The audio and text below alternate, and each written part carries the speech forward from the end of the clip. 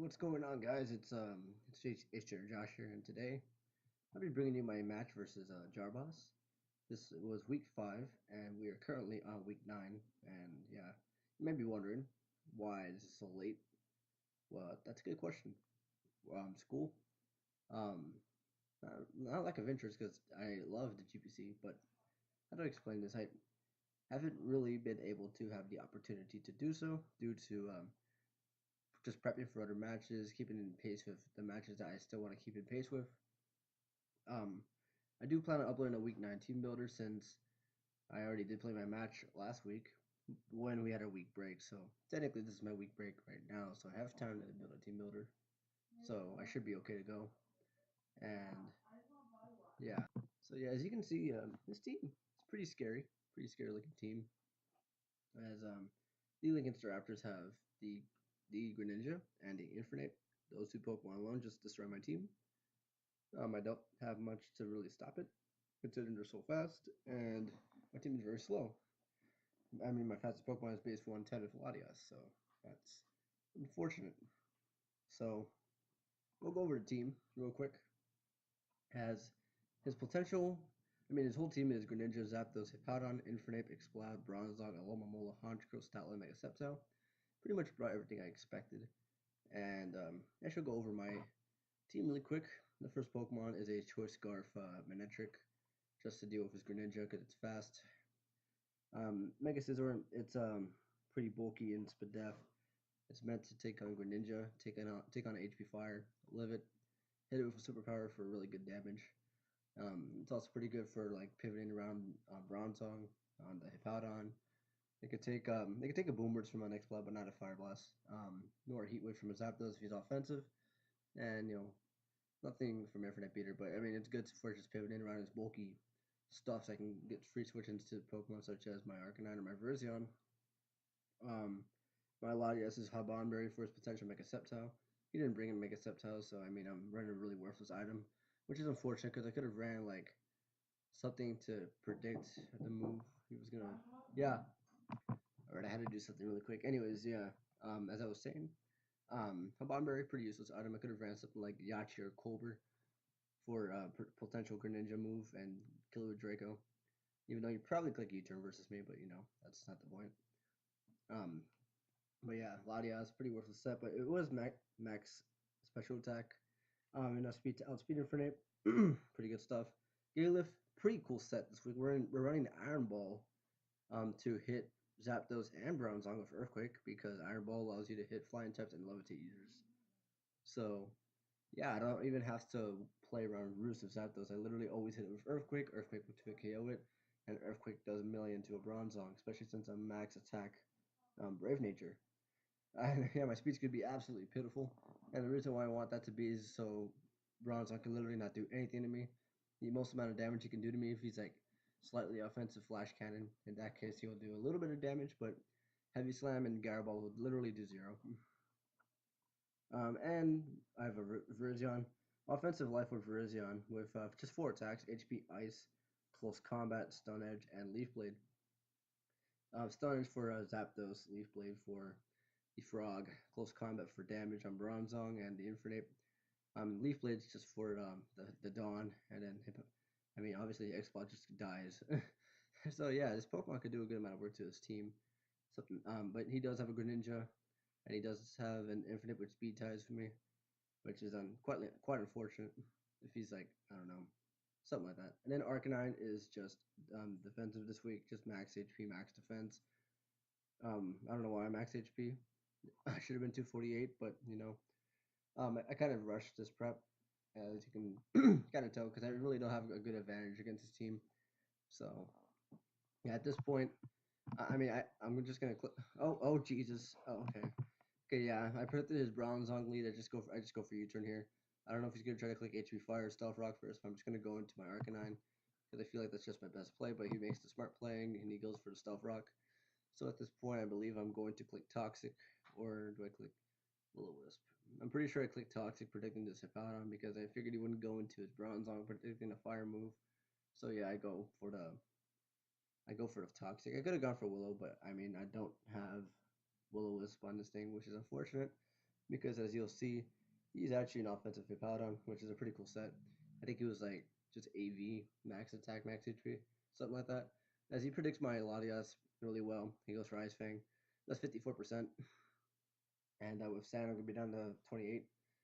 And that's not good. I can go for Roost and like somewhat toxic stall this thing, but with Sand and doing more than 50%, that's pretty much, I will not win this match. And, this isn't good. Yes, he's going to do another 54% as yeah, I'm down to 19% now. I could probably get one more Roost off at this point. As, yeah, I definitely go for the Roost as he goes for another Ice Fang. And this will do a good amount of damage because, he gets a little bit of a higher roll plus Sand. I'm going to be down to 8%. And, just common math. I went from 19 to 8, meaning if I go for Roost again, I will die. So I'm just going to go for the Defog, get rid of these rocks so I can support my Arcanine as best as possible, as I predicted him to just attack me again. I thought he would go for Slack off in one of those turns, but he never did because he was heavy, but I didn't know that at the time. So, yeah.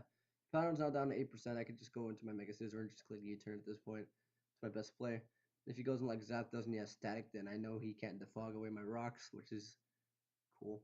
And he does go into Zapdos as he doesn't show off pressure. So, yes, he was Static. It's, pretty cool to know. As he paralyzes me on the first U-turn, which is, I kind of just knowing my season's been so lucky that I kind of just deserve that. So yeah, I'm going to Shiny Boy. He doesn't have an Earthquake immunity on his team. His Hippowdon is really really low, so he literally does not have a switch in for this anymore. As he just goes for U-turn, which is a pretty cool bring for Pokemon like my Paloswine, which is a pretty good switch in otherwise. And he goes into his Bronzong, and I thought this was a really cool play by me because I ended up hitting this thing for 62%, but he actually was heat proof. He wasn't even levitate, so this my prep didn't even come into play. But it doesn't matter as he will just go for the HP Fire for no reason. He did say this was a misplay and he should have gone for the Stealth Rock, knowing it pressured my team more than for some reason clicking HP Fire predicting my Mega Scizor, which I can respect though. So yeah, I kill this thing. As he now goes into the Infernape, the monster. If he's like banned in close combat, I die. So I'm gonna go into my Flame, my Arcanine. I'm going to find out if he is actually banded. And he goes straight for the close combat, and yeah, he is 100% banded. According to that damage, you're going to look in the chat and see that. I mean, not right now, but you'll see in the chat when I say my damage calculus doesn't really match up. And that was because I put a -1 after the Intimidate, and I didn't know Showdown already added it. So technically he was -2 in the calc, and yeah, that's why I was confused. But no, according to my calc, he's banded for sure. As I now go into my, yeah, I do a million to this thing knowing he's offensive, and at this point I just sack Mega Scizor. This thing isn't doing anything for me anymore. Yeah, he does 27%. I'm hoping I somehow lives HP Fire. I didn't go for Bullet Punch. I figured it was worthless, but yeah, he just killed me. I don't think I even had Bullet Punch in this thing, did I? Yeah, I didn't even have Bullet Punch, so I mean I couldn't do that. I was clicking U-turn though. Anyways, I go to my main man. He makes a really good play and knows I'm gonna have to click Volt Switch. And yeah, he goes into the Hippowdon, making a really good play because this thing lives on for one more turn, and this thing, looking at the rest of my team, it kind of hits everything hard for Earthquake except one Pokemon. And, since he's AV, he definitely has the coverage to hit my whole team. So why not click the move that hits the only Pokemon that switches into Earthquake at this point? So, as you can tell by my tone of voice, he is going to click Fire Fang and do a million to me because I'm a Virizion. And I'm not HP invested at all, really. So yeah, I'm down to 27% as yeah, the Pokemon I could have potentially literally clicked anything and killed anything once it hit the field is now at 27%. If this thing has Banded Mach Punch, I die. Plus, I can't really risk a speed tie at this point. So I'm going to have to sack a Pokemon here, and that's going to be my Arcanine, because, I mean, there's not really much I can do besides that. As he actually clicks U-turn, so my Arcanine will live for, a few more turns. As I could have stayed in, but like I said, I was risking a speed tie, and I don't think Infernape died. As he goes into Exploud, if I had a close combat, this would be pretty cool. But at this point, I just have to face the facts and know that my Arcanine is going to 100% die at this point. Unless even if I got a crit, that did not kill. So yeah, I'm gonna go 36%. He's just gonna kill me with the Boom Burst. And yeah, there goes Arcanine. Exploud picks up a kill, not bad. As at this point, this is just a free kill for my Manectric because he knows that it can't. He knows Zapdos can't really switch into a Thunderbolt with Sand. Plus, he's offensive this week, so he can't really do so. because he's literally max attack, max special attack, max speed to somewhat counter Manaphy.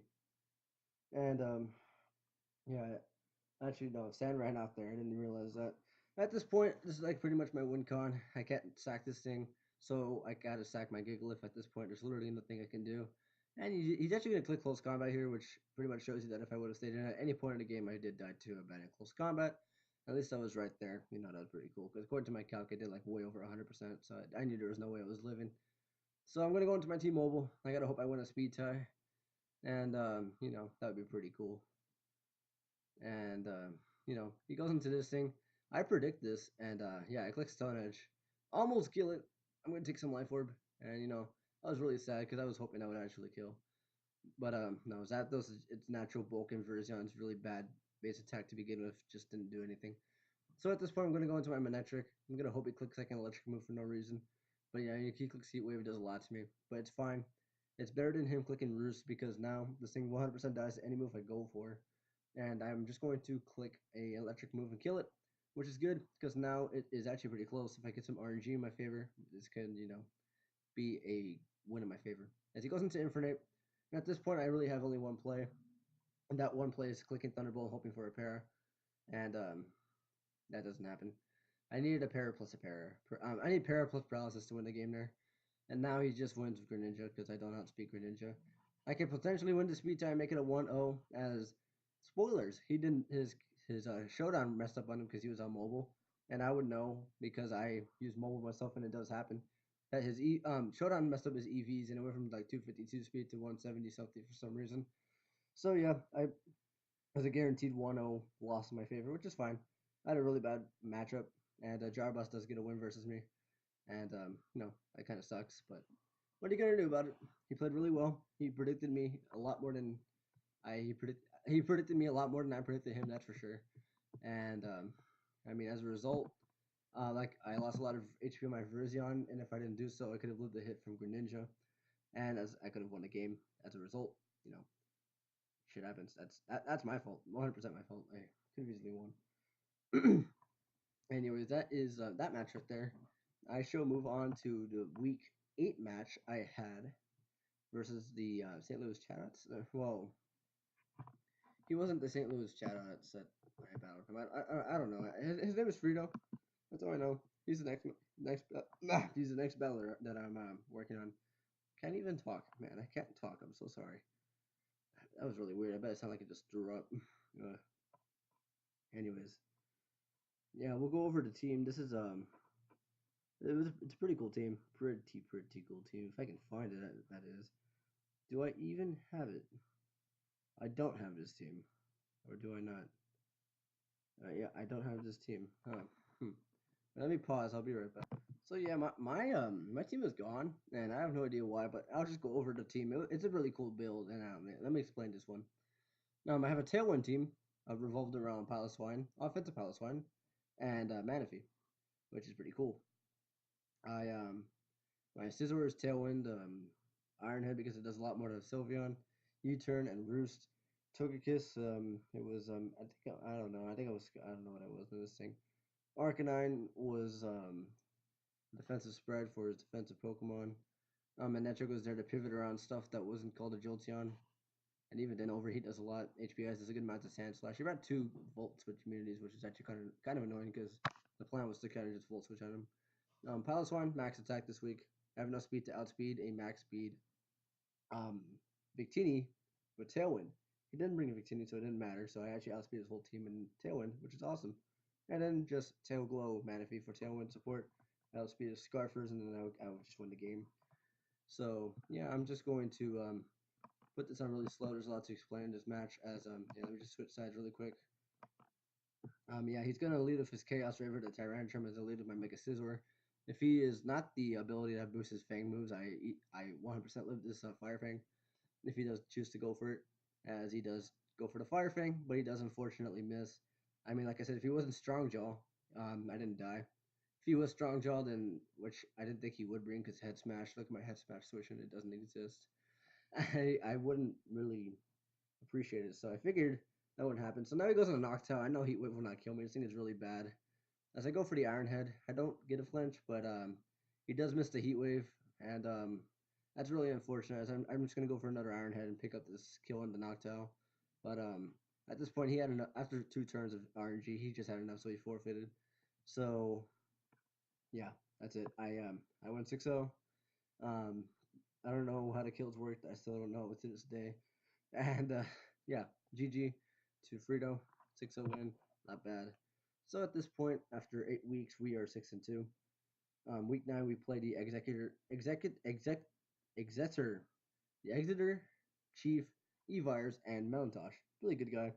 He has a really popular channel actually, and really cool videos. He's a really good guy. He has a cool accent. Really cool team too. He drafted the pig cord at Mega Mogwai and made pretty famous. And he drafted like 5,000 ground types, and it makes me sad because Manectric literally cannot do anything. As I can go over his team really quick. He does have the Reuniclus, Saggy Jacket. Shout out to King Sickle, the master, the OG master. Forget Joey. King is the OG master of the Reuniclus, in my opinion, honestly. He has the Tangrowth, he has the Mamoswine, he has the Mega Absol, he has the Seismitoad, he has the Snorlax, he has the Regirock, he has the Emboar, and he has the Dugtrio. Pretty cool team. Pretty pretty scary to prep for, but I feel like I definitely built the team to counter it. My team builder will probably be up, probably on Friday, and then I'll just post my match on Saturday like it's supposed to be. These 2 matches were up. This one was just not uploaded for obvious reason, and the one for Jarboss, I literally just did not have time during that week, and then I just got caught up with other matches, and I couldn't really record for it. But hey, I finally got it done. So the person in charge of the GPC, I believe it's the Edinburgh D-Night. If you're watching this, and Lars, I know you take a good part in this too. If you're watching this, I finished my matches. Hopefully, this doesn't affect my position in the GPC bar next season. I really just legitimately did not have time to record. I apologize.